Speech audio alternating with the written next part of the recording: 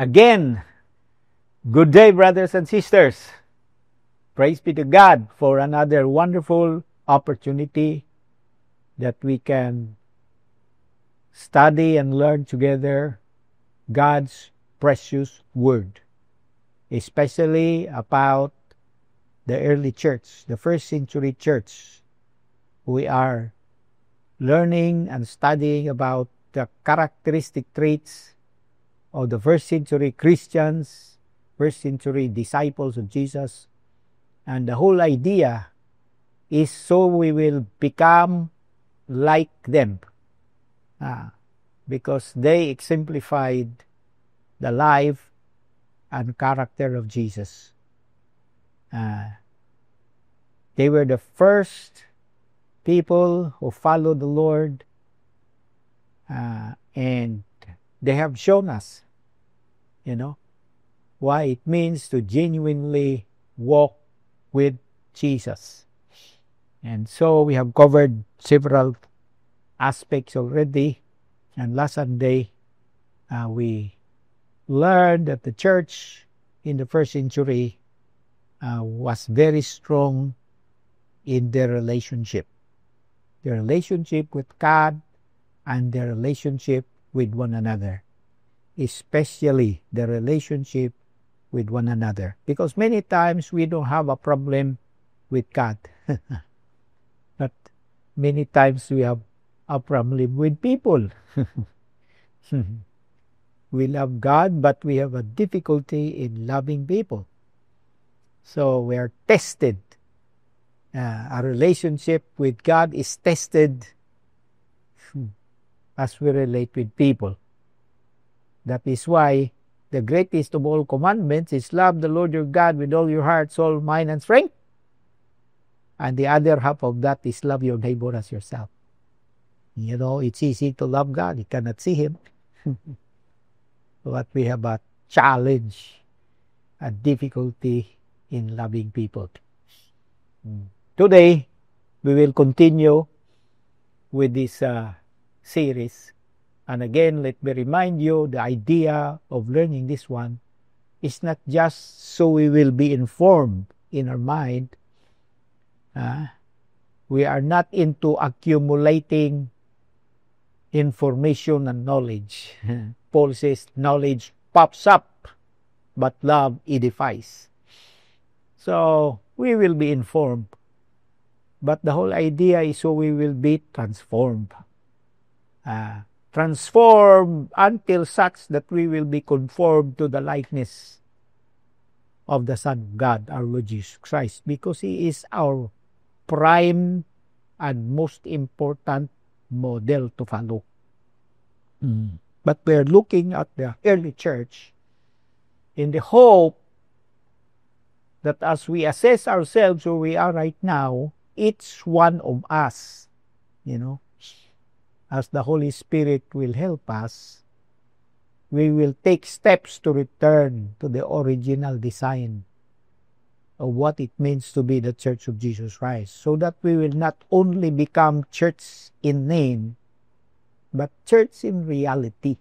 We have the problem today, in our nation. The newspapers, the TV is focused on this flood control. And how the contractors were raking in, large amount of money to their heart's content, buying very, very expensive, luxurious cars. How can you have 40? More than 40 luxurious cars. One car costs more than 50 billion. My God. And these are people who claims to be Christians. But there is no more conscience. Our lesson today is about giving. The church, the first century church, was very strong in giving. They gave unselfishly. And I'm praying that as we study this, God will work His gracious work in our spirit, in the very inside of us, removing from us the propensity for ego, self-seeking, greed especially. When pride is there, greed follows closer. Because being proud is a twin of being greedy. We will review some of the verses we read last Sunday. I believe it's important to visit them again. Look at, for example, Acts chapter 4, verse 32.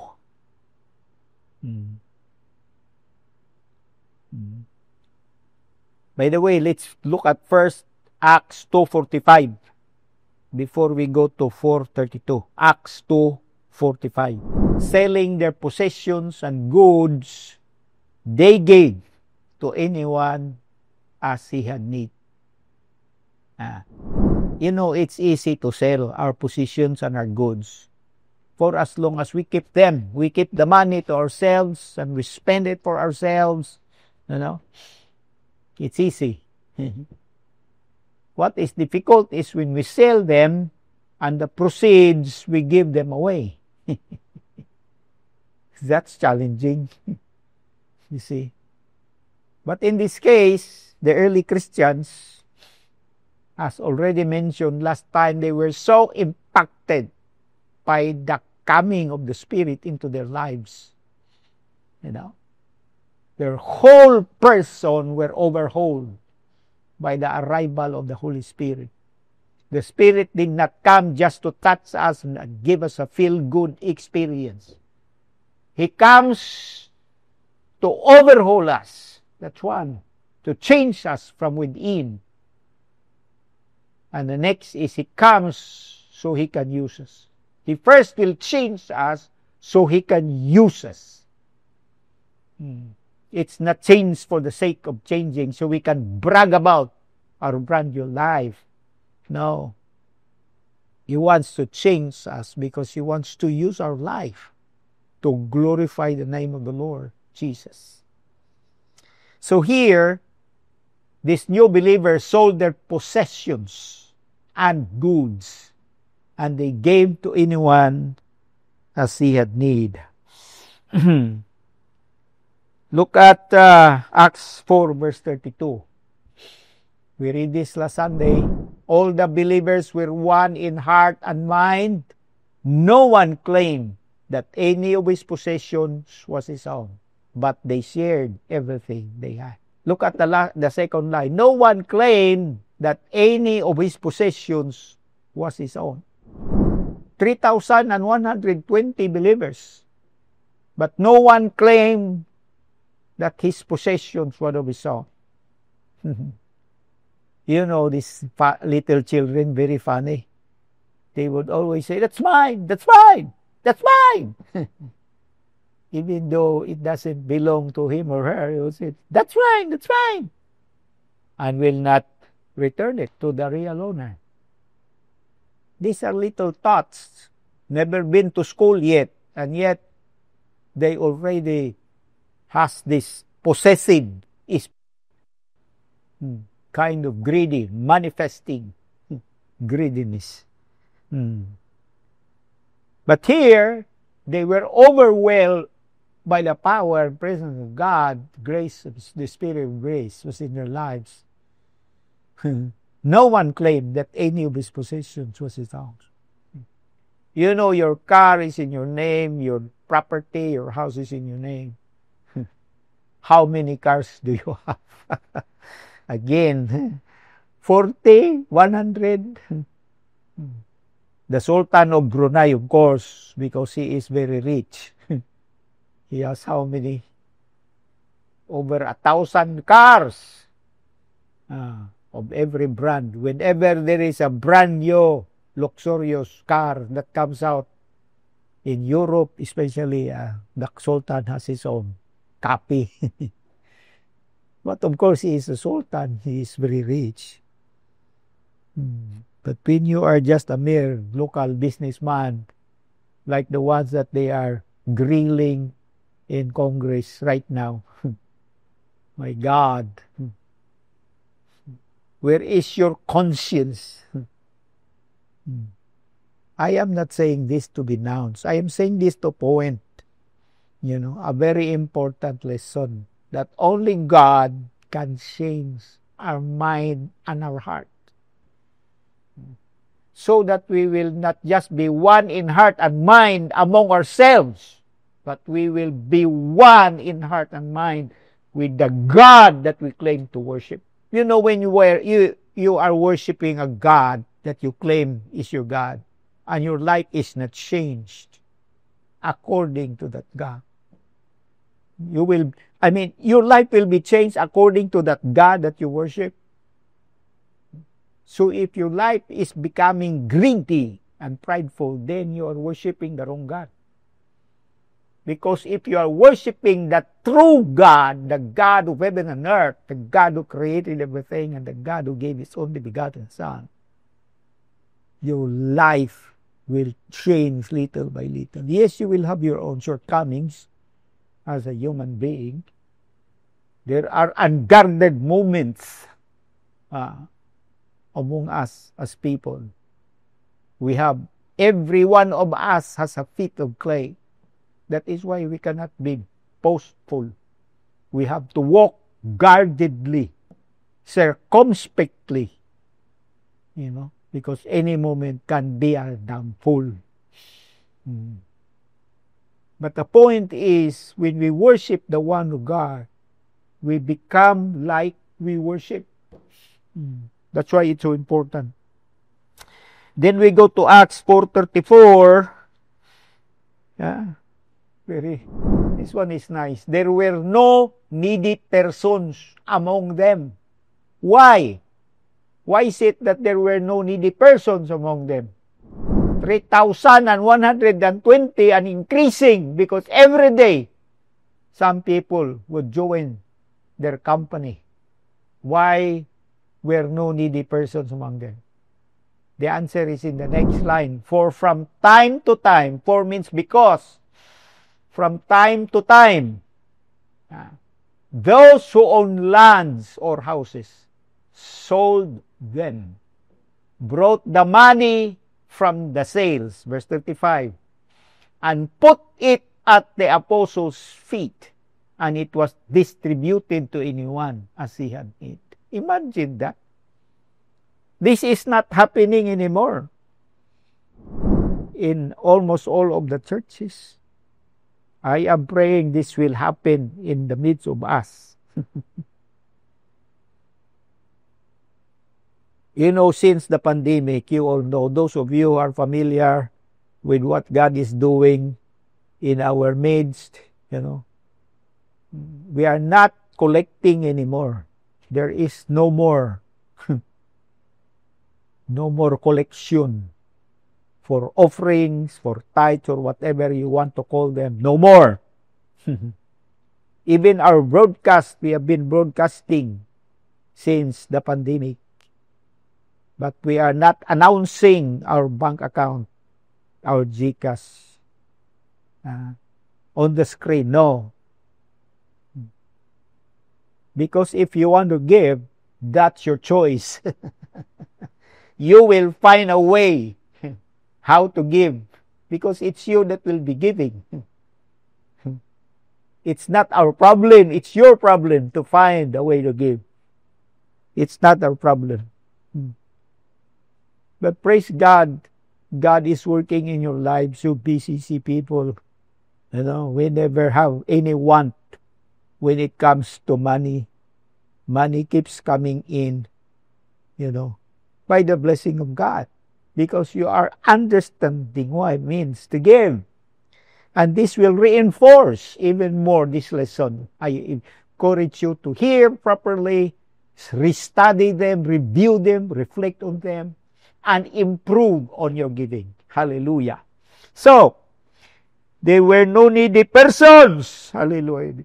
You know, when every church that claims, but the problem is when we collect money, we spend the money on buildings, on instruments, so expensive, we spend money on other things.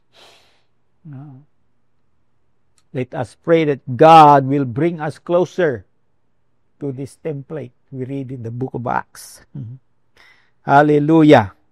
Then he gave us a sample in Acts chapter 4, Acts chapter 4, the last three verses there, verse 36. Joseph, a Levite from Cyprus, whom the apostles called Barnabas, which means son of encouragement. What did he do? Verse 37. Sold a field he owned and brought the money and put it at the apostles' feet. Yeah, so on his own, Joseph or Barnabas, that's why he was called son of encouragement. Barnabas means son of encouragement. And when you are a giving person, you become a source of encouragement unto others. But when you are a demanding person, give me, help me. How can you encourage others? Now let's go to 2 Corinthians 8. Because we find a group of people who were already long or years long away from the book of Acts story of giving, and yet, you know, they gave generously as well, very much like as if it was newly filmed, like in the day of Pentecost. Because sometimes you say, good for them. They acted that way because the Holy Spirit was very fresh and powerful coming onto them. But the Christians here that Paul was mentioning about in his letter, 2 Corinthians 8, verse 1. We begin with verse 1. Now, brothers, we want you to know. We want you to know.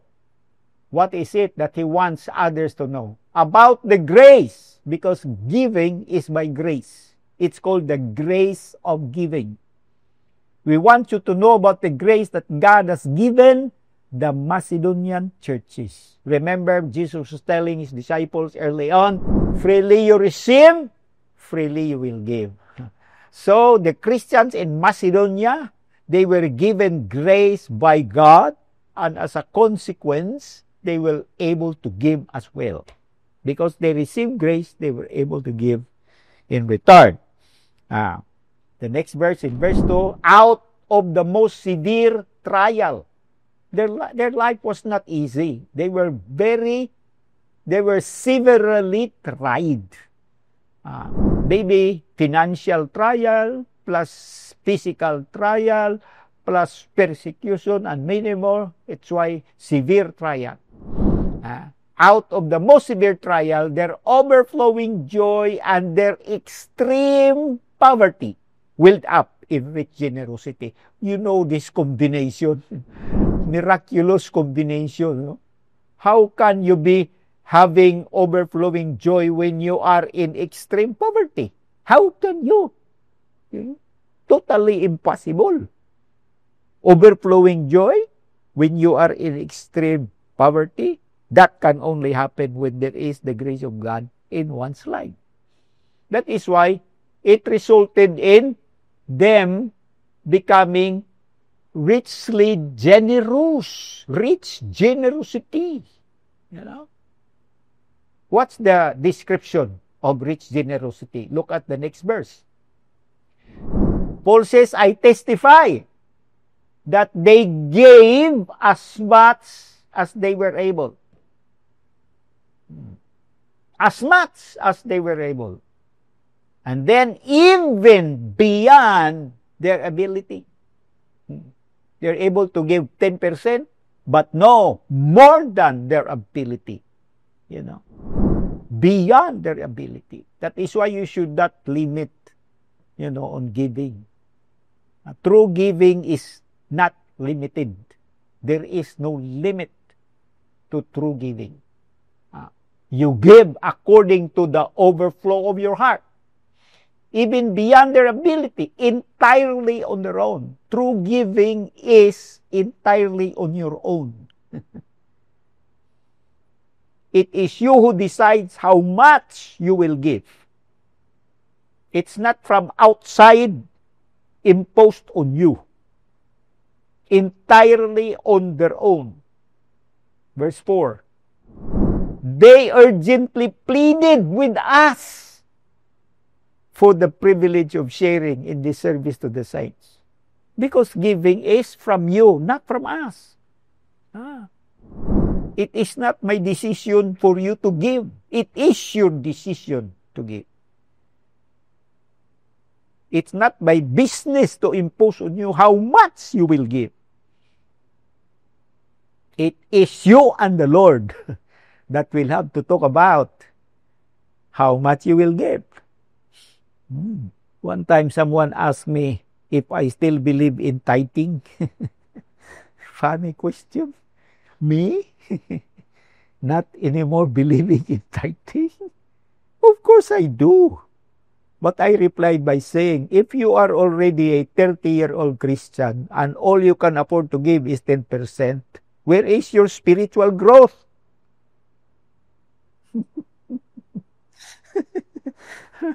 Why are you limiting yourself to 10%? 10% is a good starting point for giving. But 30 years after, it's still 10%. You tell your wife, dear, I love you so much. I only give you 10% of my salary every week. Will your wife be happy? There you are. My brothers and sisters, that is why for the longest time now, you never heard me about tithing. Because I believe in it as a jump-off point. But I am more than convinced that the Spirit of God who resides in you, once you allow Him to work in your life, He will cause you to give beyond what you are able to give. And you will experience that you will plead with people because it is you who is eager to give even though you are yourself is in need. So, privilege of giving. And then, the next verse says is very important. This is the key to gracious giving. This one here, 2 Corinthians 8 verse 5. These are two keys here. They did not do as we expected, but they gave themselves first to the Lord and then to us in keeping with God's will. Because what is God's will when it comes to giving? You start by giving yourself first to the Lord. My question is, have you done that? That is not a one-time event. That should be a regular event in your life. In the morning when you wake up, what do you do with your life? You offer it unto God. Romans 12 verse 1. I beseech you therefore, brethren, by the mercies of God, that you present your body or you offer your bodies as living sacrifices. How often do you do that? Once a week, every Sunday morning? No. Every day, when you wake up in the morning, you offer your body, your life unto God. Here is my life, Lord. Thank you for good night's sleep. I was able to rest. My mind is renewed. My body is refreshed. I'm excited for this brand new day. Here is my life. I offer this body for you, unto you. I will live this life for you today, dear Lord. I will do what will please you. I will say your words only today, O God. That's how you do it. And when you are able to give your body, unto God, give your body to your brothers and sisters. Make your life available to help your brothers and sisters, to be a blessing to them. Money and whatever other giving, very easy. Because you have already done the two. You give your life to others, to God, and you give your life to others. The problem is we forget about it, This is your spiritual act of worship. This offering of your life of your body every day is your true and genuine expression of worship. We've been talking about this. Worship is never limited to singing a couple of songs on Sunday morning. We call that worship service. No. Now, they give themselves first to the Lord and then to us in keeping with God's will. Brothers and sisters, true and genuine giving is never based on the condition of your wallet or your bank account. It is based on the condition of your heart. Look at the next couple of verses there that Paul was talking about.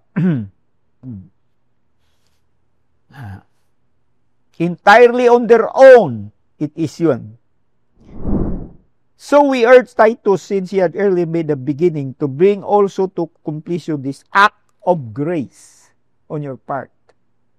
But just as you excel in everything, in faith, in speech, in knowledge, in complete earnestness, and in your love for us, see that you also excel in this grace of giving. And that's exactly what happened to the Christians in Macedonia. You know, I will repeat what I said a while ago. Giving, true and genuine giving, is never based on the condition of your pocket, your wallet, your bank account. It's based on the condition of your heart. When you know that your heart is touched by the grace of God, out of that abundance of grace, you will find it unto yourself to be generous, even if you yourself is much in need. Your situation as the same extreme poverty among the Macedonians is never an excuse. In fact, you will grab that opportunity to prove that even though you are in extreme poverty, you still can afford to give. Can you say that line with you? I can afford to give. Do not say I cannot afford. When grace is on you at work, you can afford to give. Hallelujah. Praise be to God. Amen. The church, first century church, they were very strong in giving. They know what to give and how to give. They gave their bodies unto God. Every moment of their life belongs to God. And they gave themselves to their leaders and to their brothers and sisters.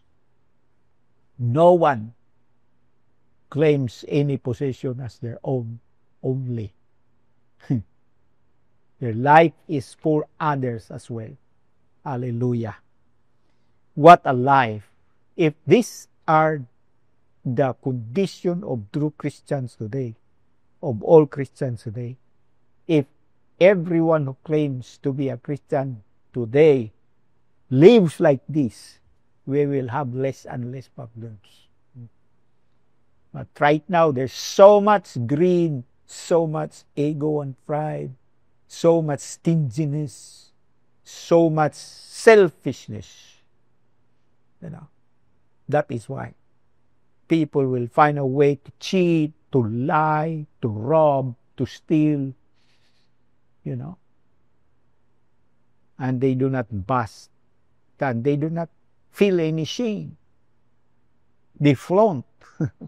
They flaunt their riches. It's a tragedy.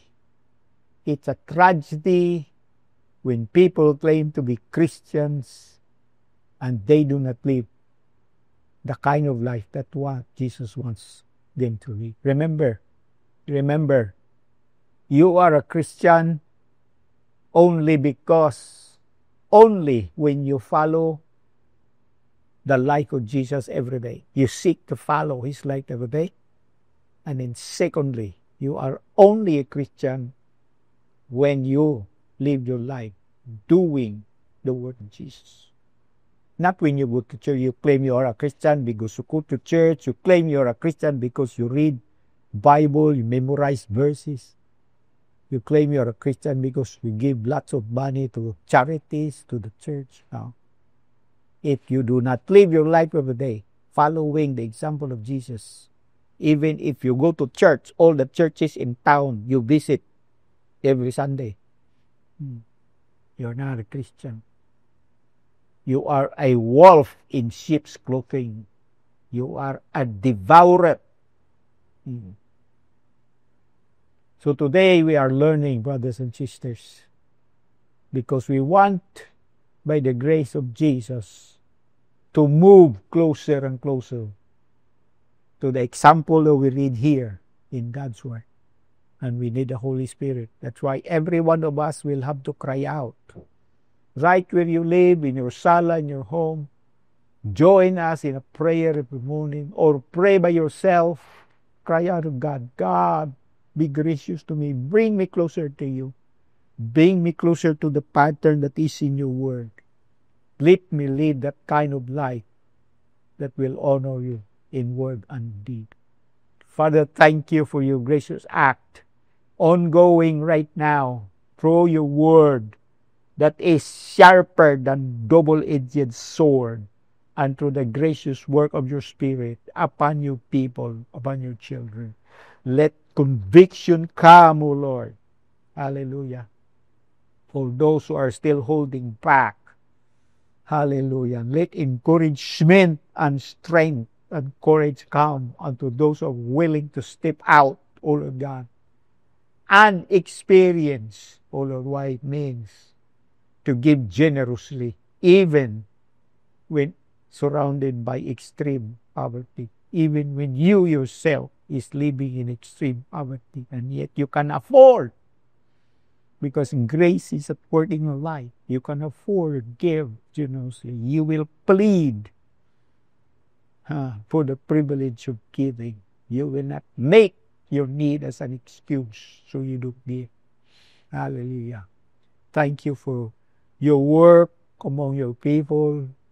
I speak blessing of BCC people who are learning to give generously, kindly, excitedly, cheerfully, because God loves a cheerful giver, O Lord.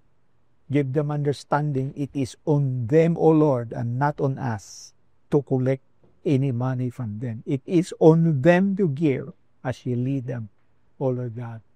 And when they do act in obedience to you, hallelujah, thank you that it is you who will switch on the favors of heaven, pour out unto them, so that there will be no more any room. Hallelujah. Thank you. Thank you, dear Lord. We give you glory and honor, Lord. In Jesus' name. Amen. Hallelujah. Thank you, Jesus.